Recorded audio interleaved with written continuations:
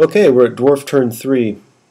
He takes his longbeards and really just kind of crams them down my throat, throws them on the hill. It's going to force me to do something one way or the other with those guys. With the warriors, he just angled them a little bit so that I'm not sure if the Spear Elves could charge. I think I am in charge range with them, despite the angle that this picture was taken. It looks like I'm far away. But what I did was my general on the Hippogriff is to the right of the screen. I now don't have a flank charge on him, and I don't want to give him that free 3-rank combat res bonus if I can help it. So, and he's still hanging back with those 2 blocks on the far right. Not sure exactly what his game plan is for them. And over on this side of the board, he's really just shooting with his bolt throwers every chance he gets. A lot of them can only see the bowmen that I'm using to screen my troops, and my bowmen are taking a beating, but they're kind of doing their job. Takes his cannon, aims it at the Spear Elves, and does that. So that was less than pleasant. So High Elf turn 4. I could have charged. I had the distance to charge, but I didn't have the flank charge with my general. And that's really what I like to use this guy for, because he's unit strength 5 and has the fly rule. I like to use him to force a flank charge on somebody. So I repositioned my general just out of charge reach of his dwarfs. And I think it's to the point now that he can't angle in such a way that one of my troops can't get a flank charge on him. So I'll be charging next turn there. You can see my white lions are still acting as a shield should his iron breakers ever decide to come forward. And you can see I took my fast cav on the hill and angled him so that his longbeards couldn't get into the mix with what I have going on there. Or if they do, I think I'm positioned well with my swordmasters and my tyrannic chariot to take them on.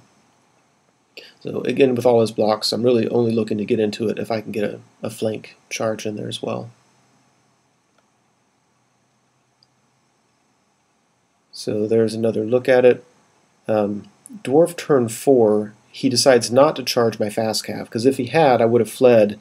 It would have turned his unit, and my swordmasters and tyrannic chariot would have slammed into his flank, and that would have been just beautiful. But he saw that and he didn't take the bait. So he moves up with his warriors. He basically offers me his flank for my general. And again, I'm not sure if he had much of a choice. If he had angled more for my general, my spearman may have had his flank. Maybe, maybe not. I'm not sure. Anyway, that's what they did. He sees moving up with his blocks on the right, finally. He took his bolt throwers on the other side of the board. Were just crazy. I'm not sure they missed many shots the whole game, but anyway, one of them hit this fast cav, killed 3 of them. They failed their panic test, and somebody asked a question about my fast cav, so I pulled my army list out and looked at it, and I realized that I didn't take fast cav, that the whole game long I've been cheating with an extra unit on the board. I felt just sick. I was apologizing over and over again to my opponent. So at this point, I just took the fast cav off the board and offered my apologies. Yeah, hate that. So High Elf turn 5. I finally get into combat. So the Spear Elves and the White Lion Chariot slam into the front of the dwarf unit, warrior unit. My Prince on the Hippogriff gets into their flank. I'm very, very confident that I'm going to win that pretty easily. And so I'm not rushing in with my Tyrannic Chariot and my Swordmasters, which I think they even could have made it, but I just don't see the point of forcing a combat yet.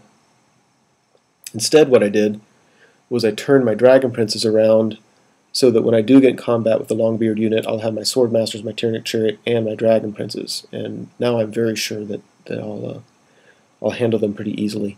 And I'm keeping in mind it's turn 5, so there's really only one more turn I have left to charge. So that, my White Lions, I just have facing his unit, and now we're not going to get into combat, I don't think, on that right-hand side. So, and I figure if he comes close to me, I'm just going to turn around and walk away, and I think I can get out of his charge reach on his either turn 5 or turn 6, and it's not going to be a big deal. So that's how the game is shaping up turn 5. The combat, yeah, I had just a ton of combat res on him. I did so many wounds. And this is where I made just a funny, stupid mistake that ended up working out fairly well for me. But so I beat him. I decided to overrun with my chariot and my general because I figured either one of them would overrun into his cannon. And I didn't want to charge with my Spirit Elves because I thought I'd be clever and next turn charge into the flank of his Longbeards with them. The Chariot obviously didn't roll very high, and the General apparently wasn't lined up with the cannon. So it's kind of bad for the General. Yeah. So if I could charge into his flank, you would think that I would consider the possibility of him being able to charge into my flank, which I didn't, and I don't know what on earth I was thinking there. So he declared a charge on me. I decided that discretion was the better part of valor, and I just ran like hell. And I rolled like a 10 on my flee move, which took me into the White Lion unit, and I bounced out the other side. So I'm confident I can rally that unit next turn, but the problem is he's going to get a charge on me, and I didn't want that to happen. The good news is that my Tyrannic Chariot and my Swordmasters are going to easily get into the flank of his Longbeards and my Dragon Princes in the front. So it was a stupid mistake, but it's going to get me his Longbeard unit. So I might lose that Spearman unit with my BSB. I hope I don't, but I might. But I'm definitely going to get his Longbeard unit now. So there's another look at the board. On this side of the board you can see he's just kind of moving those crossbowmen up to that hill, and he's shooting at my archers from time to time, killing a few of them.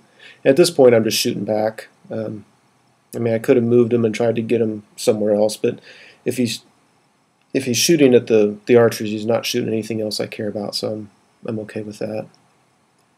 Now, funnily enough, he used the whatever that's called with the cannon, not a cannonball, but the flame template, and totally missed. But between the bolt thrower that's just on the other side of the impassable terrain and those quarrelers on the right, he did 3 wounds, and they all on my Hippogriff, who has 4 wounds. So yeah, that was kind of funny.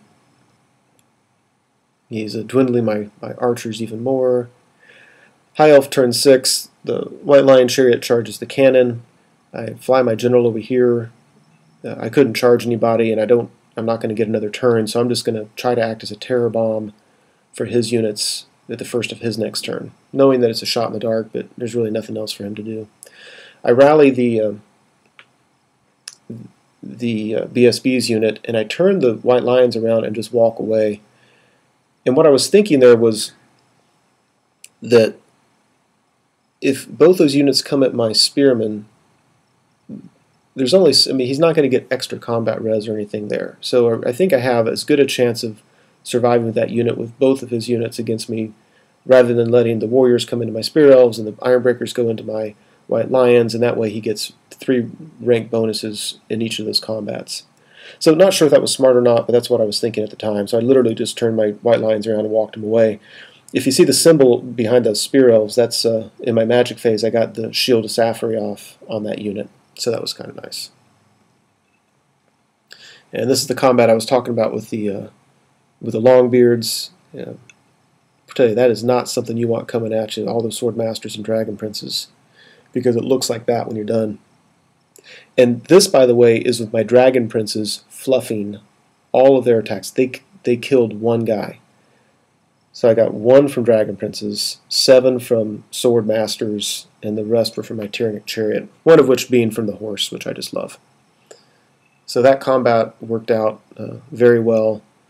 My overrun didn't work out quite as well as I wanted. My Swordmasters only went 2 inches, which puts them right on that hill with their flank to 2 bolt throwers. So that's kind of ugly.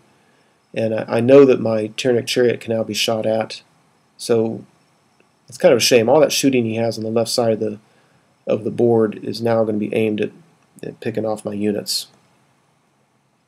So Dwarf turn 6, he passes his terror test, he charges into my Spearman unit, and if you look at his trays are really wide, I told him to just ignore the trays, and so he has 3 columns, I guess it wouldn't be a rank, but a column, 3 columns of Ironbreakers against the 3 columns of my Spear Elves, and the other 2 were just Warriors. So there isn't a big gap in the middle like that looks like. And yeah, so we have that, but I have a 5-up ward save, I have my General's Leadership, and I have a BSB, so I'm hoping we do okay there. His bolt throwers and everybody else just totally tore apart those sword masters, which was just such a shame because they did so well in that fight. It broke my heart. So the remaining two fail their panic test and leave. The chariot beat that cannon. Nothing really else going on over here. And he really fluffed a lot of his attacks. My BSB killed his BSB in a challenge, and he didn't kill much of me, I didn't kill much of him, and we all held. So that was the game. It was at least a solid victory for the High Elves. It may or may not have been quite a massacre, but whatever. Doesn't matter. It was a good solid victory for us. And probably with a lot of mistakes made on both sides, but a fun game nevertheless. Anyway, hope you enjoyed it.